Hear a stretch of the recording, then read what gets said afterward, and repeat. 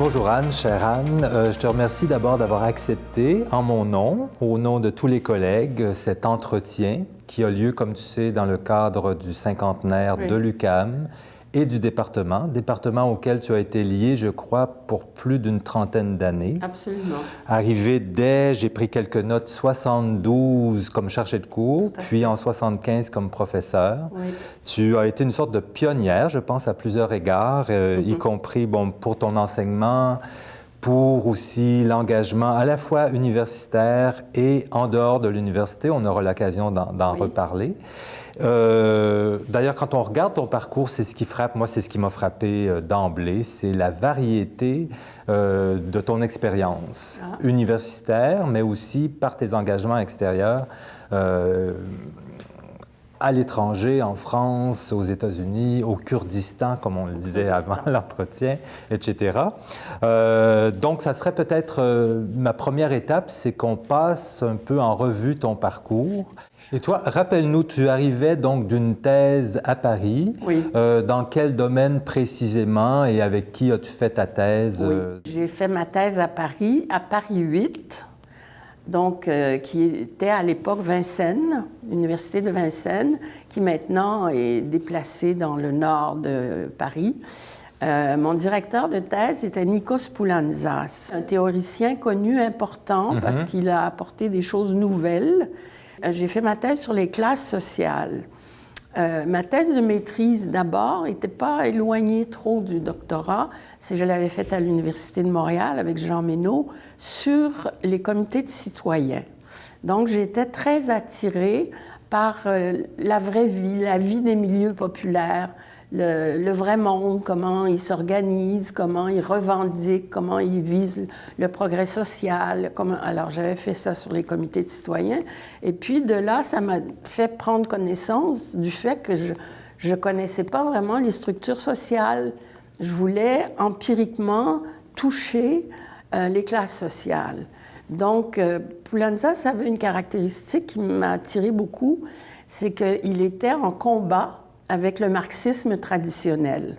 C'est un penseur gramscien, c'est-à-dire d'une pensée qui accorde plus d'importance à la culture, au champ des représentations culturelles, qu'au déterminisme économique, qui était le courant le plus connu du marxisme, qui était un peu serré, donc pour lequel le fait d'être exploité économiquement suffisait pour te désigner comme membre de la classe ouvrière. Alors, chez Gramsci et chez Poulantzas, il y avait beaucoup de richesse et d'importance accordée au travail, entre guillemets, dit intellectuel, c'est-à-dire ce qu'on verrait aujourd'hui comme l'appartenance les effets des technologies dans le milieu du travail qui modifient les rapports sociaux. Donc, l'accent était sur ça. Dès le départ, toi, tu t'es reconnu dans ce marxisme assoupli qui prenait en compte la culture. Et tu t'es reconnu au sens aussi de le trouver utile pour comprendre la société québécoise, pour revenir sur tes propres travaux sur les comités citoyens. C'est ça, exactement. Il y avait un lien, c'est que j'étais aussi impliquée sur le terrain. J'étais active dans un mouvement social qui s'appelait le Front d'action politique, le FRAP, qui était un mouvement municipal qui œuvrait pour les élections municipales, mais avait des comités de citoyens de quartier. Donc, j'avais fait un lien avec ma thèse. Donc, c'était aussi de mieux comprendre le profil complexe, parce qu'il y a une diversité d'appartenance dans les milieux ouvriers, au sens large. Donc, d'apprendre comment les distinguer, comment les repérer, comment voir, quand on pense en termes de changement social, vers qui on se tourne, à qui on demande de s'impliquer. Est-ce qu'il y a une différence entre un employé de bureau et une personne qui travaille en usine? Donc, c'était l'objet de ma thèse, mais aussi la bourgeoisie, la grande bourgeoisie, la moyenne bourgeoisie. Est-ce qu'il y avait au Québec une bourgeoisie nationale, etc. Donc, j'ai pris des positions aussi qui étaient un peu iconoclastes par rapport aux analyses traditionnelles. On voit d'ailleurs par ce terme de bourgeoisie nationale, quand on regarde ton parcours, une deuxième étape va s'intéresser à l'État, au fédéralisme, à la nation, à l'identité. Oui. Donc, tu sembles avoir toujours croisé une analyse sociale à partir du concept de classe sociale, tel que revisité par Poulantzas, mais aussi un intérêt pour la question nationale qui semble avoir été là assez tôt. Et par ailleurs, comme tu l'as dit, s'intéresser à la bourgeoisie nationale, etc. Donc, de lier ton analyse sociale à la question nationale québécoise. Oui, mais je dirais qu'à cet égard-là, il y a eu deux étapes. Une première étape qui a précédé, donc je suis entrée au département en 1975, j'ai commencé ces travaux-là, jusqu'en 89. Parce qu'en 89, c'est la commission Bélanger-Campeau sur l'avenir constitutionnel du Québec. Et ça a été pour moi un tournant. Avant 89, c'est effectivement la question nationale. C'est le livre chez Maspero que j'ai fait avec Gilles Bourque sur la question nationale. Donc, c'était regarder le lien entre les enjeux d'affirmation du Québec et les structures sociales, les classes sociales. Donc, c'était une réflexion approfondie sur le devenir de cette structure de société. Et puis, à partir de 89, j'ai pris conscience qu'il n'y avait pas seulement la structure sociale, mais que le régime politique jouait un très, très grand rôle. Je dirais maintenant dans le poids très lourd qui pèse sur la conscience et l'inconscience des citoyens québécois à l'égard de l'emprise du régime fédéral sur la société québécoise. Donc, j'ai franchi une autre étape, on peut dire. Des classes sociales à la question nationale, j'ai ajouté la question du fédéralisme. Et des institutions politiques. Et des institutions, c'est ça. Et donc, le fédéralisme, je l'ai articulé à l'État. S'il y avait une chose que je pense importante en analyse politique à partir de mes travaux, c'est bien de réfléchir au fait qu'on emploie le mot « État » à tout propos pour désigner le gouvernement du Québec. On parle d'État québécois, on abuse de cet usage d'État, alors que la question de l'État, c'est-à-dire la domination consentie par les citoyens, elle est beaucoup plus large, plus complexe, plus enveloppante, et c'est en partie le gouvernement fédéral et le gouvernement provincial ensemble qui sont articulés tous les deux pour définir un État. Il y a un État, c'est le Canada, l'État. C'est pas les provinces sont des parties intégrées de cet État.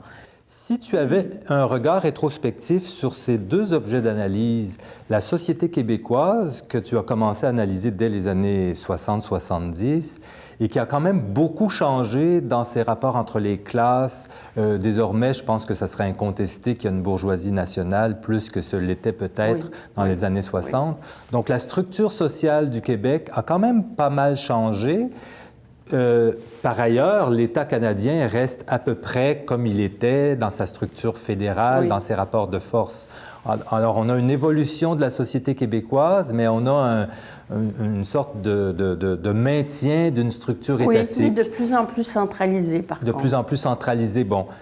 Comment vois-tu cette espèce d'évolution différente, si tu vois l'idée que j'essaie de présenter, que la société québécoise s'est beaucoup transformée, mais que la structure étatique s'est à peine transformée, et si elle s'est transformée, c'est dans le sens d'une centralisation. Oui, mais on peut dire que la société québécoise s'est transformée sous le bienfait d'une période, c'est la période keynésienne, c'est-à-dire la période dans laquelle l'État prend à sa charge les dépenses, les ressources nécessaires pour le développement de la société. Alors que cette étape keynésienne est franchie maintenant, n'existe plus. Donc la période keynésienne, c'est un peu une période qui est plus caractérisée par une social-démocratie, les institutions gouvernementales généreuses qui prennent en charge les dépenses, etc., du domaine public, privé, pardon, ça a été très solide et ça a donné au Québec la possibilité de se donner la caisse de dépôt, les institutions économiques multiples, et en même temps, donc, de laisser se développer l'accent d'un nationalisme économique très, très important. Et ça se faisait en harmonie avec l'étape que franchissait l'État dans son rapport à la société à l'époque. Donc, les provinces, pour parler aussi des autres, avaient aussi la possibilité d'avoir une action, une emprise réelle sur la société. Mais aujourd'hui, on est rendu à une tout à fait autre étape. C'est le libéralisme à outrance. Donc, on destitue, on désintègre et on centralise pour donner le ton. Le ton est donné par Ottawa. Donc ça, été franchi dans les dernières années, cette étape-là, ce qui fait que la société québécoise comme telle, en tant que partie intégrée dans le fédéralisme canadien, dans l'État canadien, le Québec a moins de mordant, a moins de prise sur son propre développement. Mais trouverais-tu, si quelqu'un te disait l'hypothèse que le moment keynésien a peut-être mieux résisté ou un peu résisté au Québec et peut-être au Canada que dans d'autres sociétés, aux États-Unis, en Grande-Bretagne et même en France, là où le démantèlement de structures étatiques semble s'accélérer. Alors, est-ce qu'il y a eu une certaine résistance plus efficace et comment on peut l'interpréter dans le cas québécois? Je pense que c'est l'histoire du Canada qui explique ça en grande partie, c'est-à-dire la création d'un ensemble d'entités régionales. Enfin, moi, je tiens au terme région pour désigner les provinces. Donc, un ensemble de régions et une région dans laquelle on a une différence culturelle manifeste, unique, qui est incomparable avec ce qu'on trouve chez nos voisins ou dans le reste du Canada. Donc, on a ici un Québec qui se démarque du reste et qui a une histoire propre. Et cette histoire refait surface constamment pour interroger la tendance au nivellement, à la planification qui existe et qui est très réussie du côté américain et qui se crée difficilement au Canada. Alors, je pense qu'il y a une tension constante dans les rapports entre les provinces et le gouvernement fédéral. Mais en même temps, expliquer pourquoi la social-démocratie a eu prise, je pense que c'est en grande partie grâce au fait que le Québec se démenait. Le Québec était plus actif et plus conscient du rôle que l'État pouvait jouer et s'en est emparé. Avait une solidarité qu'on voit d'ailleurs encore parfois, qui se manifeste plus fortement que dans d'autres sociétés. Oui.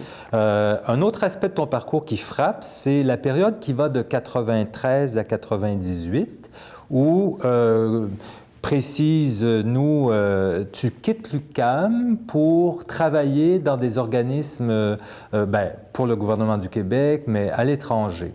Oui. Tu retournes à une expérience étrangère. Comment ça s'est produit? Est-ce qu'on t'a fait des offres?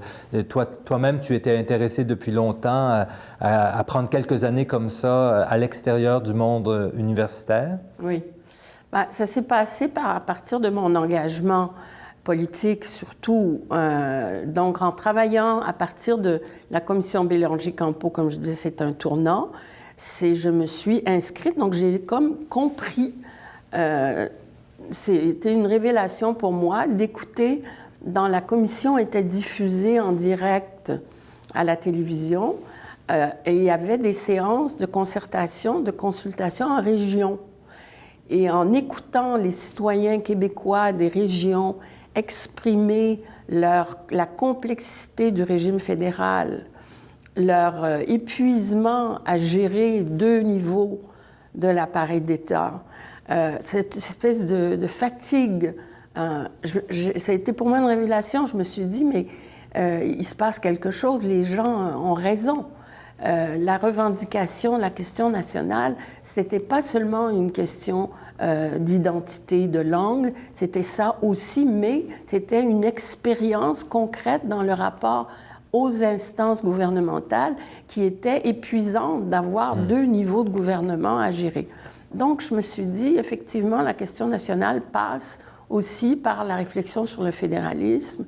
Et je me suis tournée vers le Parti québécois qui se penchait et réfléchissait sur ses stratégies de développement, etc. Et c'est à ce moment-là que j'ai adhéré. J'ai été invitée à prendre la responsabilité du comité des relations internationales du parti. Et là, à partir de ça, c'était la suite, la passionnante, la chance énorme que j'ai eue de représenter le Québec dans des postes aux États-Unis, à New York, en début, comme levier, mais surtout à Washington. Mais alors là, c'était compliqué parce que le Québec n'a pas de délégation officielle à Washington. Donc, j'avais un statut de conseillère aux affaires nationales qui me permettait d'être physiquement présente à Washington et de rencontrer les interlocuteurs américains au Congrès, etc. Et donc, de leur exposer la situation du Québec, etc. Donc, après, ça a été Boston. J'ai été déléguée en Nouvelle-Angleterre, jusqu'à ce que le gouvernement du Québec de M. Bouchard décide de fermer la délégation de Nouvelle-Angleterre. Et j'aurais pu revenir à l'UQAM. J'y étais disposée. On m'a demandé de prendre un poste de coopération à Paris, coopération universitaire, interuniversitaire franco-québécoise.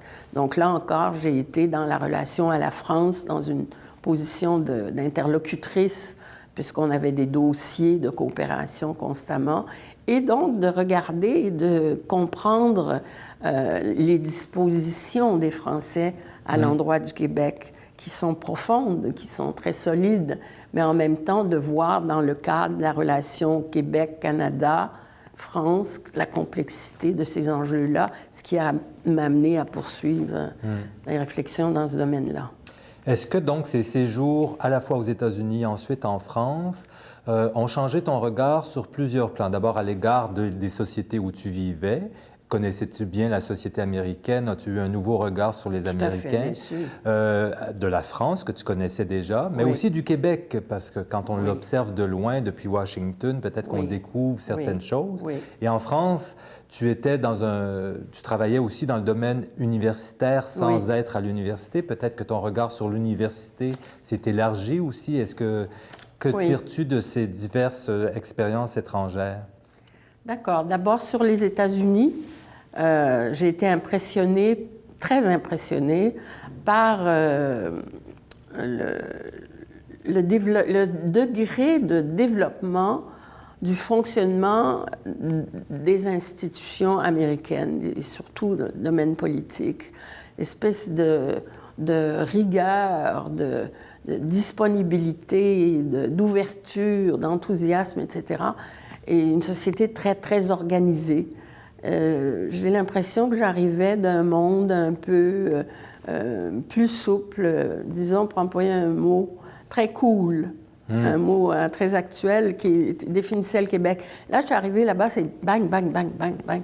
Tout fonctionne, ça y est, on se place, on t'écoute, mais le cadre est défini et délimité. Ça a été très riche comme expérience. Et puis, grâce à ça, en même temps, de croiser des représentants d'autres pays et d'expliquer la situation du Québec et de voir quel type de questions on pose, quels préjugés les Américains ont à l'endroit du Québec.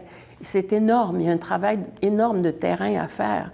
Ils méconnaissent, évidemment, le Québec. Ils le regardent avec leurs propres critères. Par exemple, ils considèrent, justement à cause de la social-démocratie, de l'ère keynésienne, qu'on est des socialistes, qu'on a tendance à... Alors, a priori, j'ai jamais vu que le Québec soit socialiste. J'avais des surprises incroyables. Bien, il y avait la vieille caricature du Cuba du Nord Absolument. Qui ressortait parfois à notre grand étonnement. Oui. Ça m'a été dit directement. Et puis, oui, tout à fait, le Cuba du Nord est invoqué. Et aussi, pourquoi vous ne parlez pas anglais comme le reste, comme les autres? Une banalisation du fait culturel qui était renversante. Donc, j'étais passionnée par le travail de terrain qui devait être fait. et qui reste encore à faire et qui est fait effectivement par nos délégations. Est-ce que ça ne provoque pas une certaine frustration de voir que dans ce centre du pouvoir, presque un centre impérial, où là, on sent que le destin du monde se joue, il y a ce degré d'ignorance d'une réalité qui est toute proche. Alors on peut se dire, mais que savent-ils des sociétés qui sont encore plus loin, ces Américains de Washington? Non, bien sûr. Bien sûr, non, mais ça surprend beaucoup.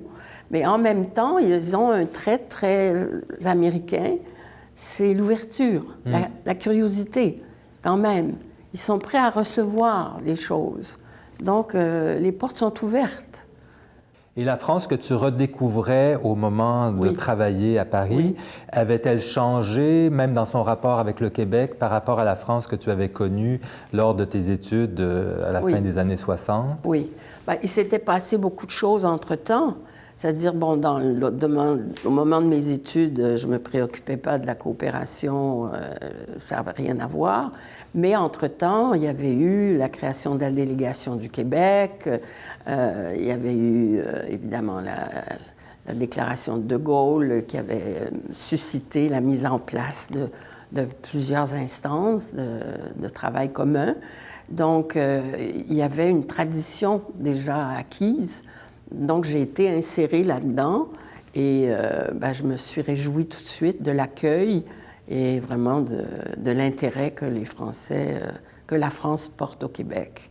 Parce que j'ai compris une chose, c'est que le Canada, pour eux, si le Québec n'était pas dans le Canada, pour eux, ça présente un tout autre intérêt. C'est grâce à la présence dans ce pays canadien d'une région, d'une nation, d'un peuple francophone que la France dit le Canada, pour la France, est un pays francophone et que les Français nous appellent encore des Canadiens. Oui, tout à fait. Hein? Oui, j'ai vécu moi-même en France et j'ai connu l'expérience de me faire appeler Canadien. Parfois, j'ai même vu deux Françaises dire « Non, il est québécois, non, il est Canadien. » Bon. Mais voilà. Parce que sans ça, c'est vrai, le Canada serait pour eux une sorte d'Australie qui n'aurait pas de lien particulier. Et après tous ces séjours différents, avec des objectifs différents, quand tu reviens à l'UQAM, est-ce que ces expériences ont nourri à la fois ta recherche et ton enseignement? Parce que c'est pas si fréquent des carrières universitaires où il y a comme ça des interruptions aussi longues qui permettent d'acquérir d'autres regards, d'autres perspectives. Comment vois-tu cet enrichissement pour une professeure? Oui, ça a été très, très précieux, c'est sûr. C'est-à-dire que ça force aussi, ça oblige à faire des liens, à renouer avec les théories. Et donc, j'ai poussé ma recherche par la suite sur ces domaines-là, c'est-à-dire les relations internationales du Québec, par exemple, leurs limites, leur originalité, qu'est-ce que le Québec apporte. Donc, je pense à l'ALENA, par exemple, ça a été la période de 94-95. Donc, c'est suite à ce travail de terrain que j'ai compris l'importance donc d'approfondir les liens, les dimensions culturelles aussi, des liens du Québec avec les États-Unis, d'aborder le thème de l'américanité qui a été très en vogue. Du côté de la France, de voir aussi le poids énorme du Canada dans la relation du Québec à la France, qu'on a tendance à oublier parce qu'on a été choyé par des déclarations françaises de sympathie à notre endroit, tout en oubliant que tout ça, c'était de la coopération, mais qu'en réalité, les relations d'État à État se font avec le Canada. Donc, on a tendance aussi à ne pas tenir compte de ça dans notre définition identitaire francophile, francophone. Donc, je l'ai fait dans mes travaux par la suite. C'est comme ça que ça... Quand je regarde tout ton parcours, et bien sûr, on a eu l'occasion seulement de l'effleurer parce qu'il y aurait eu beaucoup d'autres choses à dire, il y a plusieurs thèmes forts qui ressortent, me semble-t-il. D'abord, ton engagement, je dirais, ton engagement à la fois d'universitaire et d'intellectuel dans la cité. Oui. Ensuite, l'importance de la chose internationale pour toi, à la fois comme objet de pensée, mais aussi parce que tu as eu ces expériences à l'étranger, très diversifiées d'ailleurs.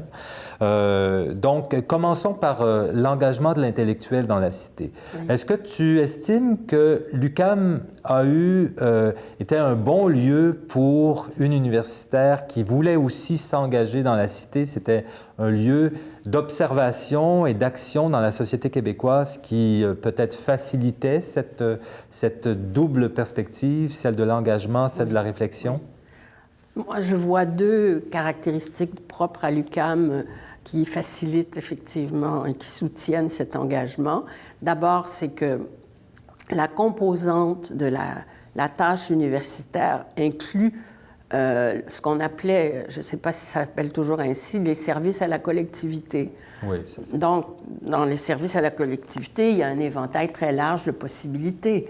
Donc, de travailler sur le terrain avec une organisation politique, c'est un service à la collectivité. Donc, en tant que professeur de l'UQAM, c'est sûr qu'on peut apporter quelque chose et c'est intégré dans les responsabilités professorales. Donc, ça ne doit pas se substituer à la recherche ni à l'enseignement, mais ça peut le soutenir, l'accompagner. Donc, il y avait cette dimension-là. Et puis, il y avait le fait que l'UQAM est particulièrement ouverte. Le département de sciences politiques de l'UQAM est un département particulièrement ouvert au champ des théories qui peuvent conduire à l'engagement ou qui sont quelque part reliées à l'engagement. Je pense, par exemple, à la question du sujet. Bon, c'est tout à fait hors cadre, c'est tout à fait non institutionnel comme questionnement sur la place de la personne dans la vie publique, dans l'espace public, mais en même temps, il y a là des outils d'analyse comme la psychanalyse, la littérature, qui peuvent, philosophie, évidemment, philosophie politique, qui peuvent faciliter le questionnement sur les démarches citoyennes de personnes qui décident de s'engager. Ça peut être la démarche de l'enseignant lui-même, mais ça peut être la démarche d'autres citoyens qu'on peut interroger dans l'enseignement. Et ça, c'est propre à l'UQAM, je crois, d'avoir ce champ d'investigation très ouvert, très riche, très large sur les potentialités de la vie politique au sens large. Dans les conversations que nous avons eues pour préparer l'entretien, je me souviens, tu m'avais dit, ça m'avait frappé, que par contre, dans des organismes qu'on peut côtoyer, étudier, etc., la présence de l'intellectuel ou la présence du regard distancé n'est pas toujours évidente. Oui. Peut-être que c'est la logique politique ou la logique des mouvements sociaux qui fait qu'on ne prend pas ce recul, mais ça t'avait frappé. Peux-tu nous dire quelques mots là-dessus? Oui. Ben, je dirais que les gens de terrain, en particulier dans un parti politique, le Parti québécois que j'ai fréquenté, les gens de terrain ne sont pas préparés à accorder une très grande place à la réflexion critique par rapport à leur démarche, à leur engagement. Je pense qu'ils sont captifs de l'action. Il y a toute une pensée de l'action politique qui est inscrite dans l'électoralisme, le but, l'obsession étant de gagner plus de votes. C'est un peu réducteur et on oublie la dimension sociale qui est la société civile, tu l'évoquais, le postulat de la force de la société civile est moins pris en compte. Donc, j'ai trouvé difficile, effectivement, de faire progresser autant que je l'aurais souhaité la prise de conscience de la nécessité de la réflexion. Comme je le disais tout à l'heure, un autre grand thème qui ressort, c'est ton engagement international, la place de la vie internationale dans ton propre parcours, mais dans ta réflexion aussi. Oui. Est-ce qu'au départ, tu pensais que ce serait ainsi, que tu donnerais autant d'importance à une vie à l'étranger même? Oui. Et que penses-tu de la place de l'intérêt pour la vie internationale dans la société québécoise actuelle? Aurais-tu des réflexions à cet égard? Mais je dirais que je l'ai beaucoup demandé au gouvernement, au ministère des Relations internationales. Je pense que les Québécois ne sont pas suffisamment informés de tout ce qui se fait à l'échelle internationale sur le plan des universités québécoises à l'étranger. Je pense qu'il y a une énorme présence. Il y a beaucoup de terrains communs avec la France, par exemple, et ailleurs, avec l'Europe. Et les Québécois, les chercheurs québécois sont très investis dans ces terrains-là. Et il n'y a pas d'instance de communication pour les faire connaître c'est vrai. aux Québécois, au peuple québécois. Donc, je pense que le ministère des Relations internationales devrait mettre sur pied, avec l'aide des universités, une instance de valorisation, de diffusion de tout ce qui se fait, que les Québécois se sentiraient représentés par l'immense terrain mondial de recherche où il y a des universitaires sur le terrain. Ça, c'est vrai, je suis allé souvent dans des colloques à l'étranger où on croise d'autres collègues d'autres universités québécoises et bon, on a l'impression d'être un peu en vase clos et que tout ça n'est pas très connu, effectivement. C'est ça. Et c'est une des réalités de la société québécoise actuelle. Alors, si on la faisait connaître, elle aurait un effet de valorisation, de fierté partagée. Et peut-être que ça modifierait aussi certains préjugés qu'on a, par exemple, de penser que l'action diplomatique, c'est des cocktails ou des événements mondains, par exemple, ce qui est une aberration. Mais bon, de faire connaître vraiment ce que c'est dans le réel. Je me souviens de la phrase d'un ancien premier ministre canadien sur le flag sur le hood, oui, qui était une sorte de dévalorisation justement de cette dimension de la vie internationale que recherchait à avoir le Québec. Oui. En terminant, Anne, peut-être nous faire un bilan de ce que tu as préféré de ton expérience à l'UQAM. Qu'est-ce que tu retiens surtout de ce long passage à l'UQAM quand même? Oui. Je trouve que j'ai une chance, maintenant qu'on fait ce retour sur le passé, je prends conscience que j'ai une chance énorme d'avoir cet itinéraire de professionnel, d'avoir été dans cette institution. Et je dirais, qu'est-ce qui a caractérisé le sentiment qu'il y avait du mouvement, d'avoir travaillé dans un lieu où ça bouge, où les choses évoluent très vite, où on invente, on crée, on institue, on peut modifier le réel, on peut dire, ben voilà, je vais, par exemple, mettre à l'affiche tel cours au bac, tel cours à la maîtrise, et le cours continue de se donner, et on sait l'importance qu'il y a dans cette matière. Donc, moi, j'ai vécu ça personnellement, et ça, c'est très fort. On sait que c'est une institution sur laquelle on a prise sentiment par les départements, par les facultés. C'est quand même extraordinaire. C'est, à l'UQAM en particulier, c'est les professeurs qui décident. C'est là où ça se joue. Donc, c'est là où on a la possibilité d'intervenir. Et et on voit les résultats en plus. On a quelques années après les résultats de ce qu'on a. Donc, ça, c'est une chance énorme. D'autant plus de le faire dans le domaine de la pensée, dans le domaine de la réflexion critique sur le monde, pour le voir avec un regard critique, pour l'améliorer. Donc ça, c'est vraiment... Je crois que là-dessus, je te rejoins tout à fait. Dans les périodes où je suis peut-être un peu découragé de certaines choses, je me dis, après tout, il y a peu de métiers où on serait aussi libre que professeur de pensée politique à l'UQAM. Hein. C'est la marge de manœuvre qu'on a sur notre propre activité, mais aussi, comme tu le dis, sur le département, etc., est très grande. Bien, on te remercie, Anne, en mon nom encore une fois, et au nom de tout le département, pour ce témoignage qui s'ajoute à d'autres et qui va nous permettre de garder comme ça une perspective sur les débuts et l'évolution de ce département de sciences politiques de l'UQAM. Merci beaucoup. Merci.